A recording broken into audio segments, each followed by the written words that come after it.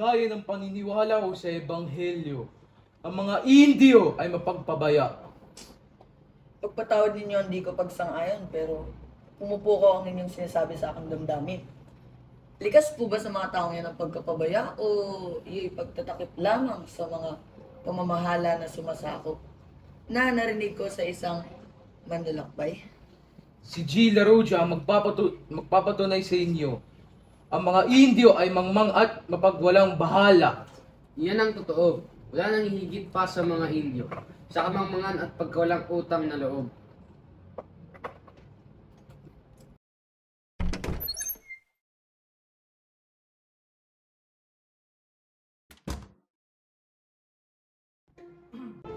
Mga Ginoo, ikinararangal kong ipakilala sa inyo si Ginoong Crisostomo Ibarra, anak ng nasira kong kaibigan. Kadarating lamang niya buhat sa 7 taong pag-aaral sa Europa. Aba, ang kura ng aking bayan at ang mga matatalik na kaibigan ng aking ama. Hindi ka nagkamali. Ngunit ko kailanman naging matalik na kaibigan ng iyong ama. Nga pala Ibarra, nais kong ipakilala sa iyo sila isa-isa. Ito si Isabel, ang nag-iisa kong kapatid. Ito si Don Tiburcio, isang doktor, at ang kanyang asawa na si Doña Victorina. Ito naman si Teniente Guevara at si Padre Siblia. At ang kasama ay si Padre Damaso ang kausap mo kanina. Buenas noches, amigos! Baka nakalimutan mo ng iyong bayan dahil sa tagal mong tumira sa Europa. Kahit ako'y kalimutan ng aking bayan, may sandali ay hindi ko siya kanilabutan. Aling bansa sa Europa iyong naiindigan? Kahit anong malayong bansa, ngunit una sa lahat, ang Espanya ang aking pangalawang hinagbayan. Anong pinakamahalagang bagay ang nakita mo sa pamumuhay nila? Bago ako magtungo sa isang bayan ay aking unang pinag-aaralan ng kanilang kasaysayan. At pagkatapos nun ay wala na ako nakikita ang ibang katangian. Ngunit natitiyak ko ang kaunlaran ng isang bayan ay natataglay sa kanilang kalayaan. Ayun lang ang nakita mo. Alam na niya ng mga bata na nag-aaral sa paaralan.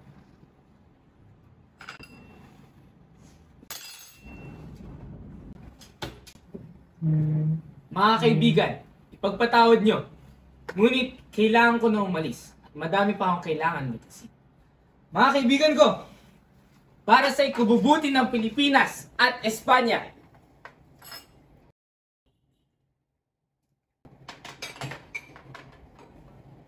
Nakita niyo ba yun?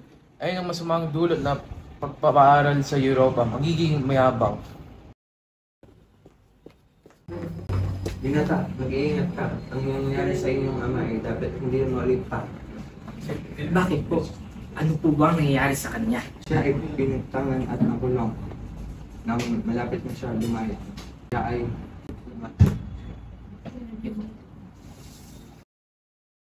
Hindi mo ba ako nalilimutan sa paglalakbay mo sa maraming bayan? Ngayong alaalay kasama ko palagi sa lahat ng sandali. At ngayong alaalay nagsisilbi tangyaliw sa aking kaluluwa. Tuwing ako'y nasa ibang bayan. Naalala mo ba nung tayo pumunta sa isang batis? Nawala ka at kung muli kang bumalik, tinawag mo kong si Claude. Ito ba yung dawan ng sibong na hindi ko sa akin? Ito naman ang liham na individual. Ano yung liham ko? Ito lang naman yung liham na binigay mo sa akin ah. Pasensya na. Kailangan ng balis. Madami pa akong kailangan.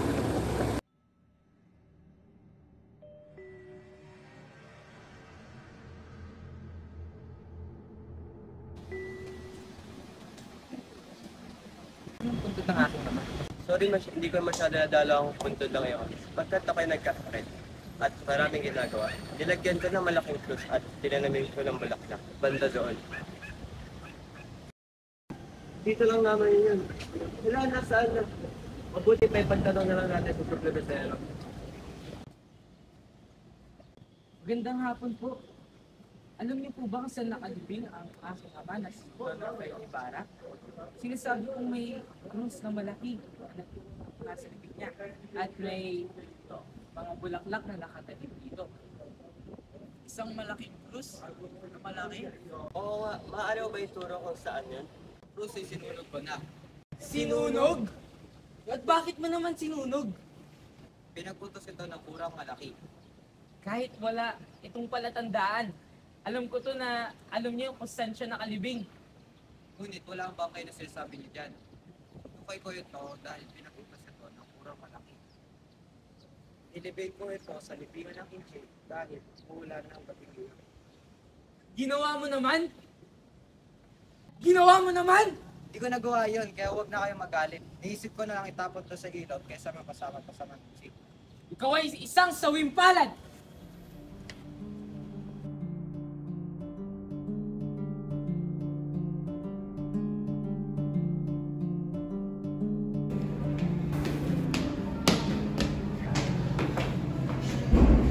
Ginawa mo sa mga kaya aking ama! Wala akong ginawa sa inyo, Ama. Ano wala? Sabi nga ng totoo! Baka ang kuking pinalitan ko na si Padre Damaso ang tinutukoy mo.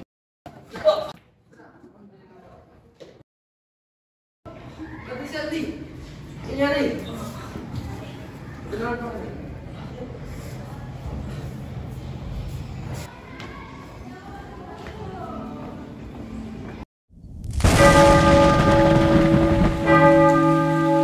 Kuya, pwede niyo mong bayaran yung sinasabi nilang salapi na ninakaw ko.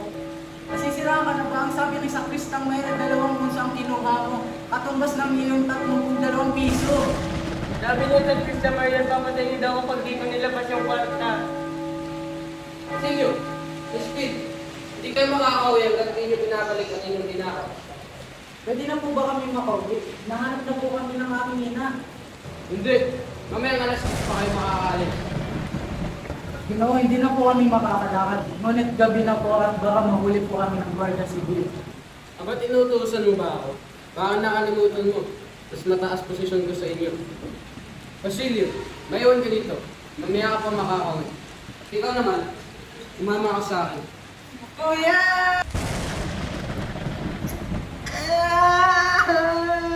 Parangawan niyo na po! Parangawan niyo na! Parangawan niyo na po! Parangawan niyo na!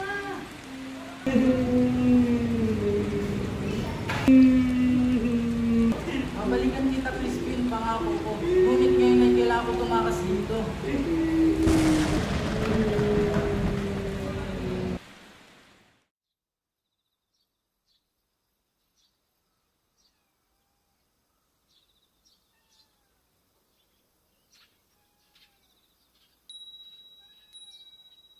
Sigurado ako magugustuhan ng aking mga anak ang aking mga hinanda. Ngunit, nasa na nga ba sila?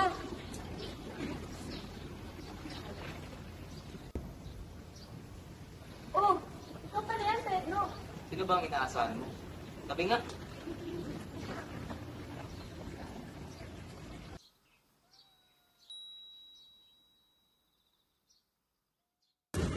Nay! Basilio, ano nangyari sa'yo? Nasa nakapatid mo na sa si Christine? Okay lang po ako, Nay. Pero si Crispin po, naiwan po sa akong bento. Naiwan sa kumbento? Bakit siya naiwan? Ginawa siya ng masakristan na yun. Kasi pinagbintangan siyang magnanakaw. Ngunit ako lang yung nakataas sa mag-guardia. Mabagay Diyos, iligtas niya ang aking anak, si Christine. Mabait ko, si Christine ay pinagbintangan na magnanakaw. Ang aking puso. Huwag na kayo mag-alalay na, hindi naman nila sasaktan si Crispin yun. Kumain ka na muna, anak. Ngunit, ito lamang ang tira ng iyong ama.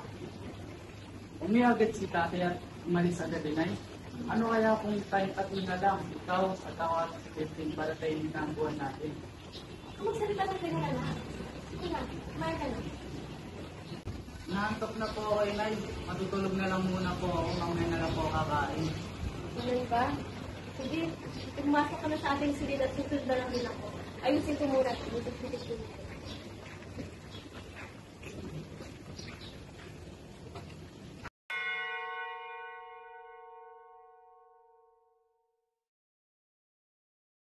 Narito ho ang mga saging para sa kura. Maaari po bang makausap ang kura? Hindi siya pwedeng abalahin ngayon dahil siya ay may sakit. Kung ganun ho ay, maaari ko ba makita ang anak mo si Crispin? Sige Crispin, di ba ako siya sa inyo kanina? Si Basilio lamang ang naroon at alam ko kung nandito si Crispin. Huwag kang mag-alala. Ang anak mo ay nasa gold shipping na mas masahol pa sa kanyang ama.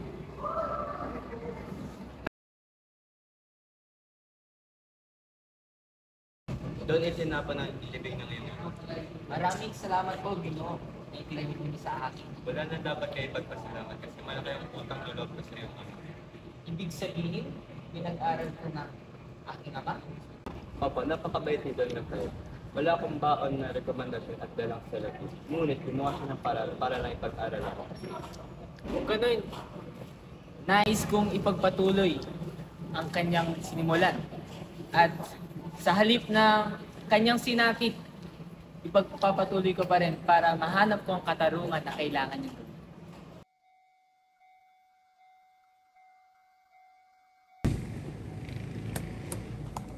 Tapat ka nga sa amin kung hindi gagapas ka namin at babalikin.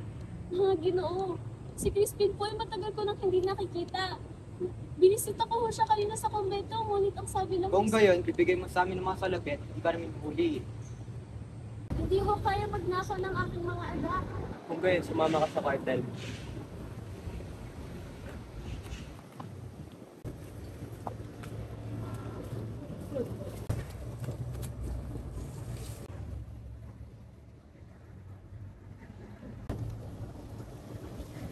Yan ay gagagawa ng kultura. Kung ibig niya mapalik ang pera, buhayin niyo ito kay San Antonio.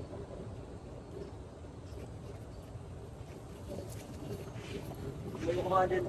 Minus ka.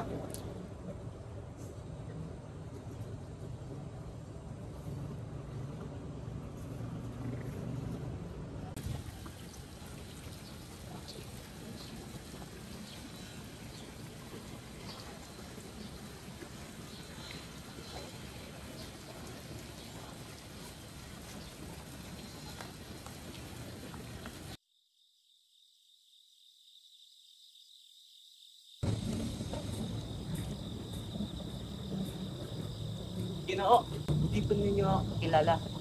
Ngunit 2 araw ko na kayong hinahanap. Bakit? Ano bang kailangan mo? Nangingi po sana ako ng tulong sa inyo tungkol sa asawa at sa mga anak ko. Yung anak ko, nawawala at ang asawa ko nasisira ng isip. Sige, sabihin mo sa akin habang naglalakad tayo dahil ako'y nagmamadali. Tara.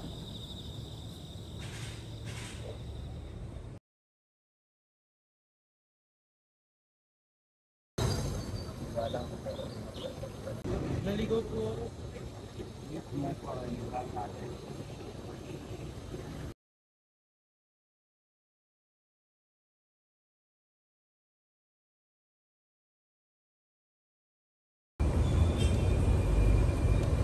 Si Elias, siya ay ang iyong piloto ng kanilang imaga. Ngunit siya ay masamang tao. Naghawak ng kamay ng isang paring. Siya ang piloto? Siya nga, nagsumbong sa akin. Wala kayong pakialam kung sino ang dapat ko tanggapin. Pumunta dito ang inyong Alpares kaninang umaga. Kaya meron kaming karapatan na umupo sa inyong kapag.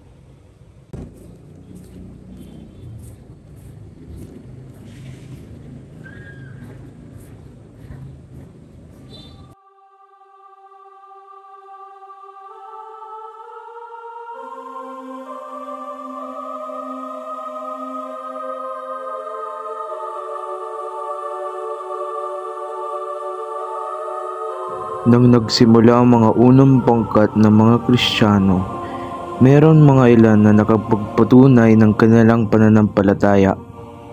Matatag nilang ikwento ang salita ng Diyos. Ipinagsigawan nila ang kanilang mga nalalaman sa pangalan ni Jesucristo. Pinalakas sila ng Espiritu Santo at dahil dyan, sila'y naging nailigta. Pinahaba-haba ng sermon ko, wala man lang kayong natutunan. Magsimula kayong makinig.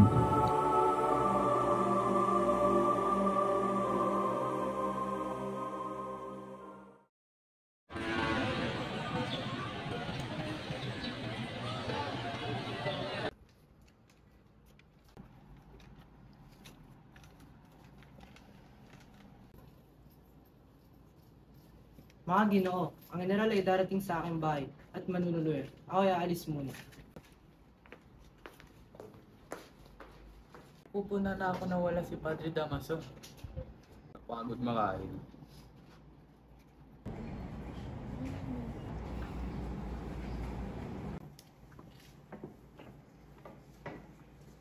Binabanggit po ni Ginoong Ibarra ang arkitekto. Wala akong pakay sa mga arkitekto at nagpapagawa sa nila. Sila ay mangmang. Ngunit ang isang paralan katulad ng ipinatayo ni Ginoong Ibarra ay kailangan ng dalubhasa. Ano bang dalubhasa? Iyan ay nagpapakita ng kamangmangan. Ang mga ama ng taong suklab ay pinarurusahan, binibilang ko at pinakaman. Bayok-ayok, hindi nyo ibig mamatay. Ikaw, yung bibig mo puno ng kabanalan. Ngunit yung puso mo, sobrang dumi. Natatakot ba kayo na madumihan ang aking kamay ng masamang dugo ng paring ito? Na ginamit ang kanyang pagiging pare para sa isang kasamaan na bagay. Ang aking ama, trinaydor niya. Ibarra! Wag!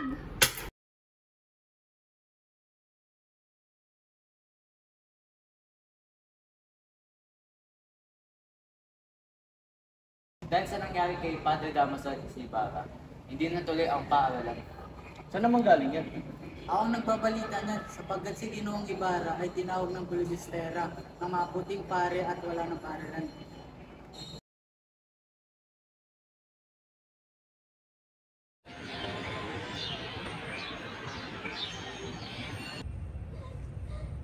Huwag ka nang umiyak. Gagawa ko ng paraan para mag-usap kayo. Huwag ka nang umiyak. Tatanggalin din yan ng ekskomunyon.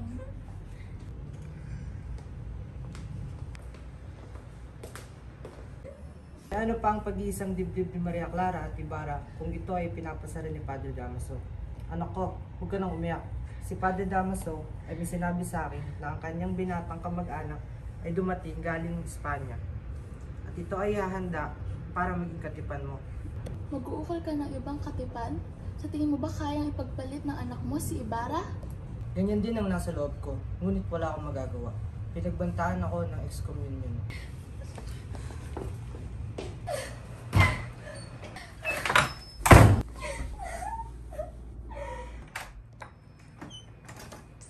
Ikaw ay nais makausap ng Kapitan General. Pakisabi na lang po na ako ay may sakit. Nakapangako ng iyong ama. Ibig mo ba siyang mapahiya?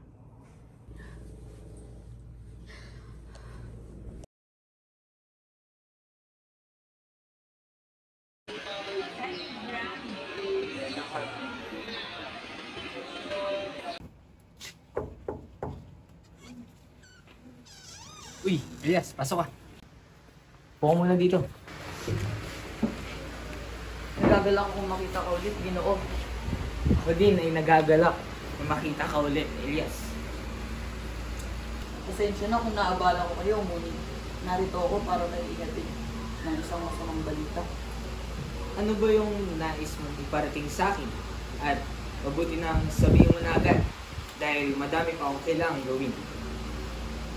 Hindi mo magugustuhan ang balitang ito sapagkat napakaraming tao galit na galit sa iyo sa pagmamataas mong ugali. Kaya narito ako para sabihan ka na kailangan mo mag-ingat. Ganun ba? Di ko akalain na ganun na palang tingin sa akin ng mga tao.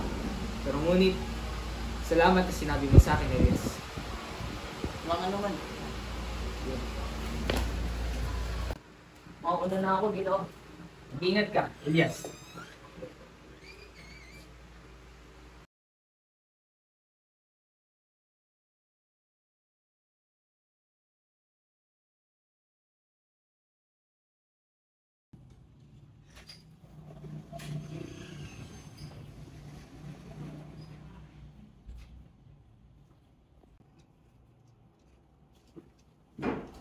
Saan makikita si Padre Damaso? Nagkataon nandito siya ngayon at pare. Sasadyain ko siya dito dahil sa maganda niyang pagkatao. May bibigay sana ako sa kanyang liham. Tara, puntahan natin si Maria Clara.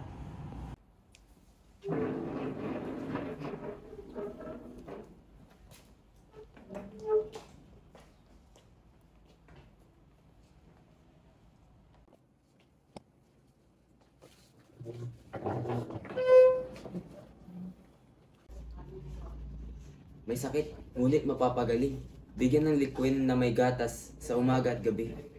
Gagaling ka, Clarita. Naririto kami upang gumutin ka at ipakilala sa aming pinsan.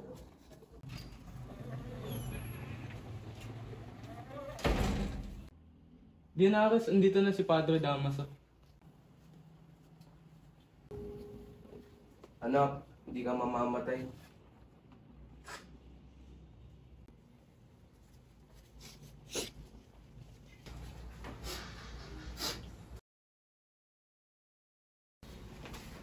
Padre Damaso, ito nga pala si Alfonso Linares. May liham nga pala ako para sa'yo. Ibig ni Carlicos, ihanap kita. Marunong ka ba sumulat at bumasa? Nag-aral po ako ng abogasya sa Universidad Central. Isang asawa. Halika binata at kausapin natin si Santiago.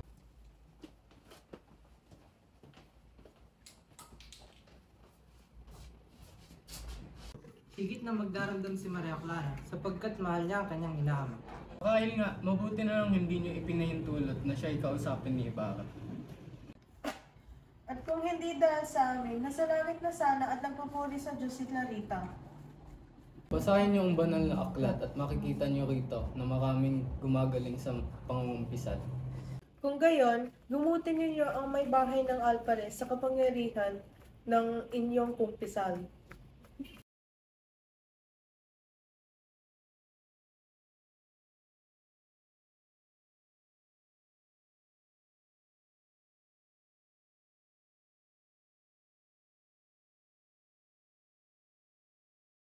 Bakit kayo nagkakaganyan, Donya? Kayo ba'y naiinggit sa akin at tinitingnan ninyo ako ng ganyan? Bakit kayo kaiingitan? Inaingitan ko nga pala ang buwan ulit. Alam ko na kung sino kayo. Nasabi na sa akin ng aking asawa ang bumibig. Hoy! Sa nagula ang bibig! Manoogkat na maduro po ang bibig mo! Nangyari dito. Kuhan ninyo ang inyong asawa at inyong bihisan. Kung hindi lang kayo babae, nabugbog ko na kayo ng sipa. Ginoong Alperes. Tumigil kayo. Hindi kayo lalaki. Lika na!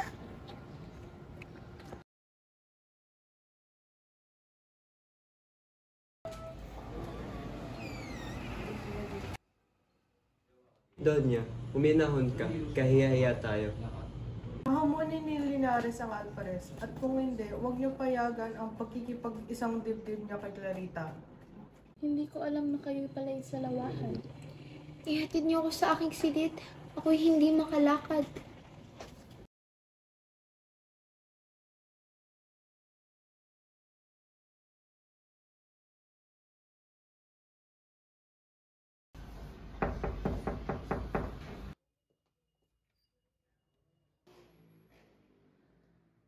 Crisostomo, ika'y bibisita ba kay Maria Clara? Magandang umaga po, Tia Isabel. Opo, nandyan po ba siya? Siya'y nasa taas. Ngunit nais ko nga palang sabihin, pinatawad na ng binata ang arsobispo. Sige po, maraming salamat po. Sige na, ika'y pumunta na roon. Maraming salamat po ulit.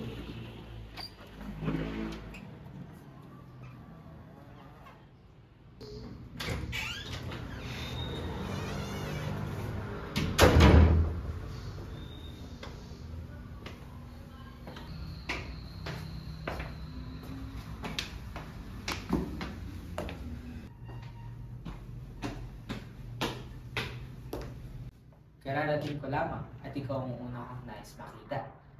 Ipagpatawad mo na ako'y dumating na walang pangsabi.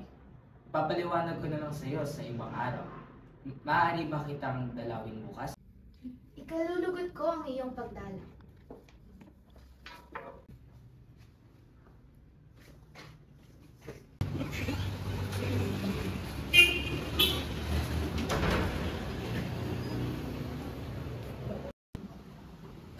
Ginoo, nais ko po sana kayong makausap.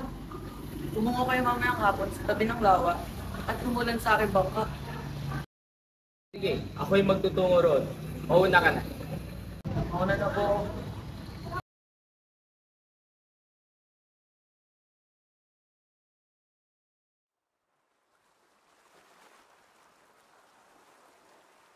Ginoo, May dala po akong pakiusap ng maraming sawing palad.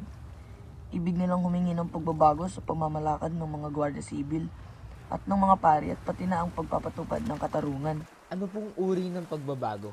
Ito'y tungkol sa pagpipitagan at paggalang sa karangalan ng tao, sa katiwasayan ng pamumuhay. Totoo ngang maraming bagay rito hindi ka nais-nais.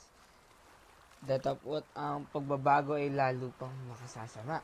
Naniniwala kayong sa paggawa ng kabutihan ay kailangan gumawa ng masama? Hindi. Naniniwala ako sa mga ito, gaya ng pananalig sa isang mahapding panlunas na ginagamit kapag ang sakit ay malala. Ginoo, sa palagay ko hindi mabuting magbigay lamang ang mga gagamot ng lunas sa sakit. Ang kailangan ay suriin kung ano ang pinanggagalingan nito. Ganyan ang ginagawa ng mga Guardia Civil, sugpuin ang kasamaan sa pamamagitan ng lakas. Ang lunas na ginagamit sa sakit ng bayan ay sa mabubuting nilalapat, kaya't sila'y itinutulak sa kasamaan. Kapag ang mga Guardia Civil ay humina, malalagay sa panganib ang katahimikan ng bayan. Ang katahimikan ng bayan? 15 taon na tayong may Guardia Civil, ngunit ang mga tulisan ay gumagala pa. At ang mga mamamayan ang nagpipinsala. Ano po bang kabutihan ay dinudulot ng mga Guardia Civil sa ating bayan? May mga kasamaang nagaganap. Dapat nagbubunga rin ito ng kabutihan dahil sa Guardia Civil, kaya hindi dumarami ang mga salarin sapagkat natatakot sa kanila. O baka naman dumarami ang masasama dahil sa takot. Nung wala pa tayong Guardia Civil, ang mga tulisan ay nawawala sa lansangan pagkatapos ng panahon ng tagutom. Ngunit ngayon, dahil sa mga Guardia Civil, sila nananatiling tulisan habang buhay. Ang Guardia Civil ay kailangan ng pamahalaan upang siya igalang at kailangan din ng kapangyarihan upang magpatupad ng batas. May katwiran kayo magsabi ng ganyan kung ang Espanya at ang bayan ay naglalaban. Ngunit alang-alang sa kabutihan ng pamahalaan ay hindi dapat ipaalam sa bayan na siya'y kilaban ang pamahalaan. At ano pa ang kanilang hinihingi?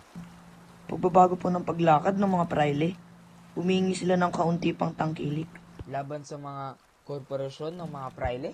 Opo, sa mga humahawak sa kanila. Ginoo, nalimot na kaya ng Pilipinas ang utang na loob sa mga korporasyon? Nalimot na kaya nila na ang tunay na pananampalataya at tumangkilik sa kanila laban sa kalupitan ng may kapangyarihan? Iyan ang sama ng di pagkakabatid sa kasaysayan ng Pilipinas. Ginoo, pagtatanggol ko ang bayan sa inyong paratang na walang utang na loob. Mabuting gawa po hindi naghihintay ng gantimpala, na ang nag-udyok ay ang pagmamahal sa sangkatauhan at walang gantimpala, sila'y may dakilang puso. Ngunit dahil po ba sa mga nauna ay mapagkawang gaway na hayaan natin ang mga sumusunod sa gawaing mahahalay? Elias, iisang damdamin natin sa bayan. Nauunawaan kita at naniniwala ko na meron tayong pagkakamali. Ang pagbabago ng paglakad ay hindi kailangan dito. Ginoo, di yata at hindi ninyo nakikita ang pangangailangan ng pagbabago. Gayong kayo at ang inyong pamilya ay dumanas ng kasawian. Lilimutin ko ang sariling kasawian alang-alang sa kabutihan at kapanatagan ng inang bayan. Ang kaunlaran ng bayan ay nasasalig sa pakikiisa sa Espanya. Naniniwala ba kayong ang kapanatagan ng bayan ay hindi dahil sa mga praile? Oo, sapagkat ganyan ang palagay ng lahat ng sumulat tungkol sa Pilipinas. Hindi ko po nga akalaing kayo'y nagkaroon ng abang pagkakilala sa pamahalaan at sa bayan. Nagpapasalamat po ako sa inyong kagandahang loob. Sabihin ninyo kung saan ko kayo ihahatid.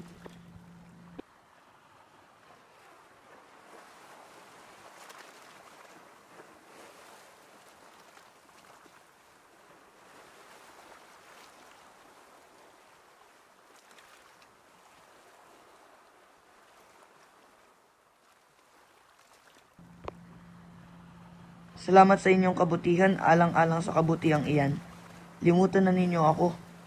At kung sa ibang pagkakataon ay magkita tayo, wag na sana ninyo akong kilalanin.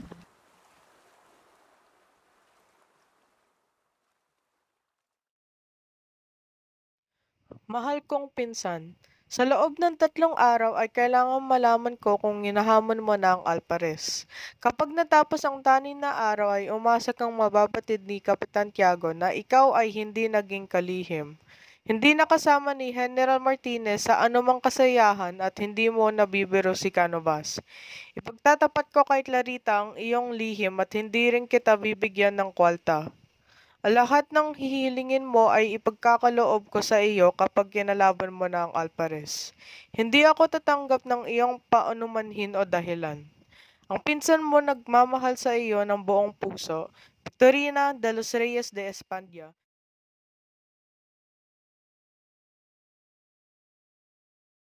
Kung ay pagsalita ng Alpares, kung ako ang Alpares, ang aking matagpuan, sino papayag na maging padrino ko? Ang kura ba? O si Kapitan Tiago? Pasumpang sandali ang pasunod ko sa kanyang payo. Sino ang nag-utos sa akin magpanalo at magsinungaling? Ano nga ang palagay sa akin ni Clarita?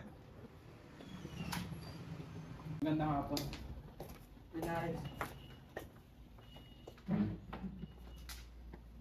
Wala ngayong sagabal. Kilalang si Ibarra ay mabuting binata, kaya lamang pabigla-biglang kumilos, ngunit mabilis magpuno sa kanyang pagkukulang. Kung di lamang dahil kay Padre Damaso. Paano kung hindi mo patawad ni Padre Damaso si Ibarra? Kung gayoy, si Maria Clara na ang bahala. Si Padre Damaso ay kanyang kumpulsor, kaya't sila ay magkaunawaan. Magandang hapon.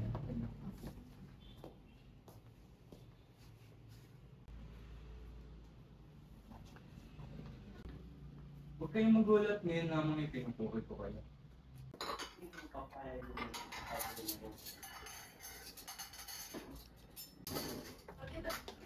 Tia Isabel, maaari ko po ba kayo makausap? Sama po kayo sa akin, Tia. Nagagalit po ba sa akin si Maria? Ewan, ngunit lagi siyang umiiyak at sinasabi na limutin mo na siya. Nais ni Kapitan Tiago at ni Padre Damaso na ikasal siya kay Linares. Ayaw ni Maria. Pwede po bang pakisabi na gusto ko siyang makausap na kaming dalawa lang lamang? Sige. Kailangan ko po ba makukuha ang sagot na yun? Magtungo ka dito ng bukas ng umaga at sabihin mo sa akin ang iyong liham. Sige po, maraming salamat po, Tia.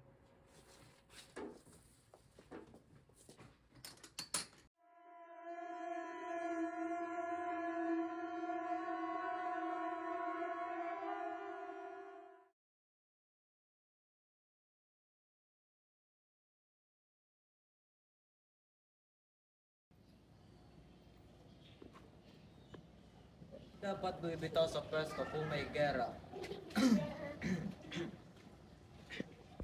Alam ko, ngunit wala akong magagawa kung hindi tapat ang general.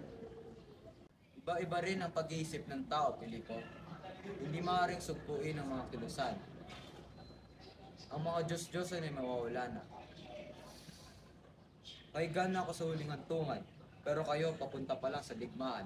Gusto niyo po ba ng gamot? Gamot ay para lamang sa masitira.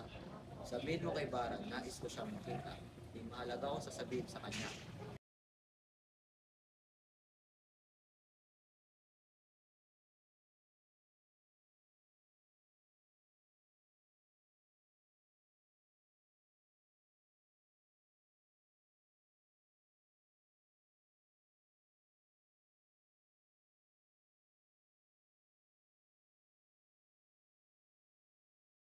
Ginoong Ibarra, sunugin na ninyo lahat ng pwede nyong ikapahamak. Umalis na rin kayo dito. May mag-aalsa at sisabing kayo ang leader. Pag-aalsa? Sino may kagagawan nito? Hindi ko masasabi. Ba yan? Umalis ka na dito. Magtago ka sa likod ng may makapangyarihan para na rin hindi ka pagbintangan. Paano kung sumama ako sa pagtigil ng pag-aalsa? Sasabihan ka lang naman nila na isang duwag at isang taksil. Tara, alis tayo. Bilisan natin.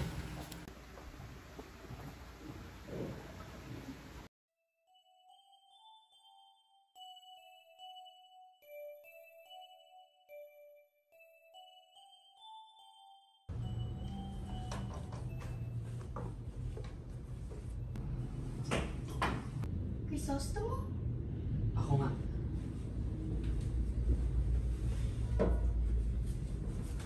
sa bangkay ng aking ina, aking pinangako na ikay paliligayahin, ano man ang aking maging kapalaran.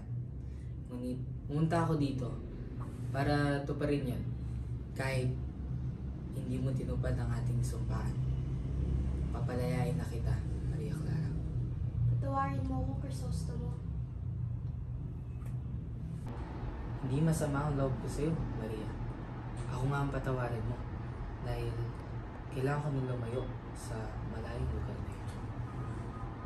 Hindi ka dapat humingi ng tawad. Dahil nasisiguro kong mag-aalinlangan ka sa akin kapag nalaman mo. Nalaman kong ano? Crisostomo.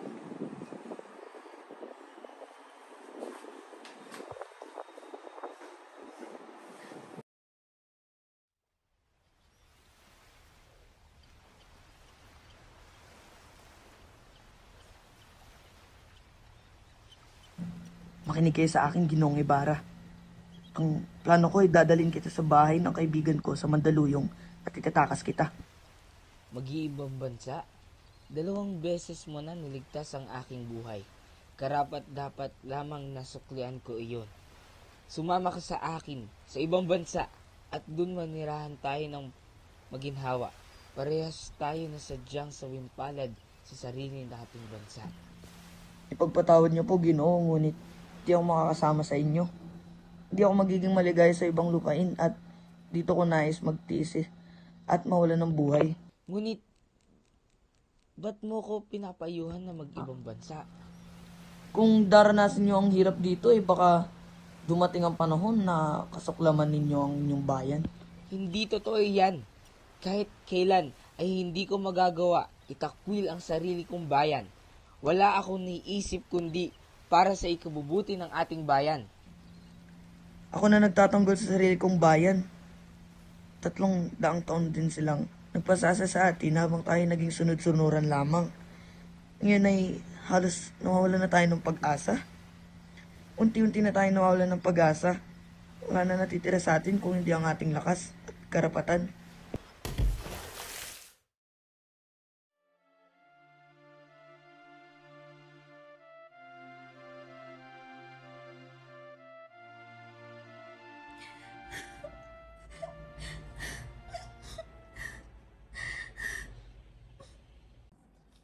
Alam mo pa, galing ako sa lalawigan para masaksiyan ang iyong kasal. Bakit anak? Natakpuan pa kayo ni Linares? Ako ay nasasaktan sa ginagawa mo. Totoo ba, Itay? Kung ganun, tulungan niyo kong pigilan ang kasal. Mahal ko si Ibarra. Ang aking buhay ay umiikot sa kanya. Nagbago ang lahat simula nung namatay siya. Kaya ngayon, wala na akong ibig pang puntahan kundi ang kumbento o ang libingan. Ako ang rason ba't ka naghihirap. Patawarin mo ako. Kaya sige na po, tulungan niyo na lang ako maging madre. Magmadre ka na, basta wag kang magpakamatay.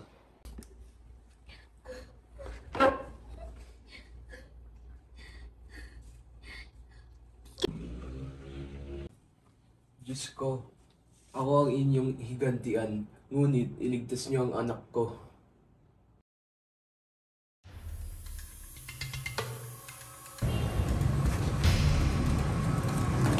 Sandali, Inay! Inay! Inay, sandali, Inay! Inay, sandali! Inay, sandali, Inay! Inay, sandali!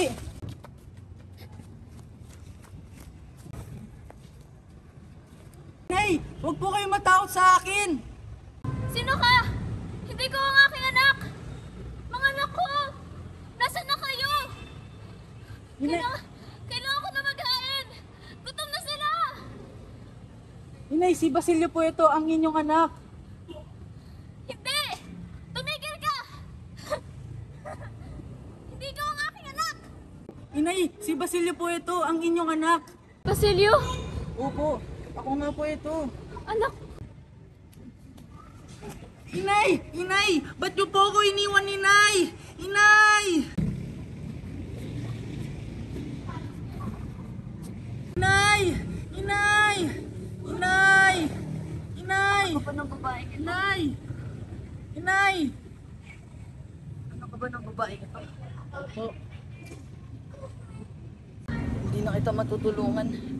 Nanghihina na ako. Sunugin mo ang punong ito. Kasama kami ng nanay mo.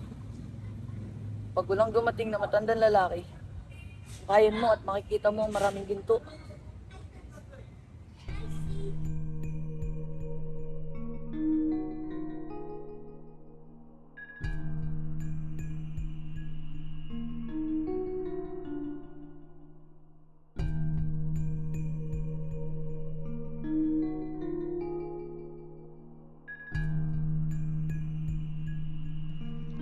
Mamatay akong hindi nakikita ang bukang liwayway sa aking lupang tinubuan.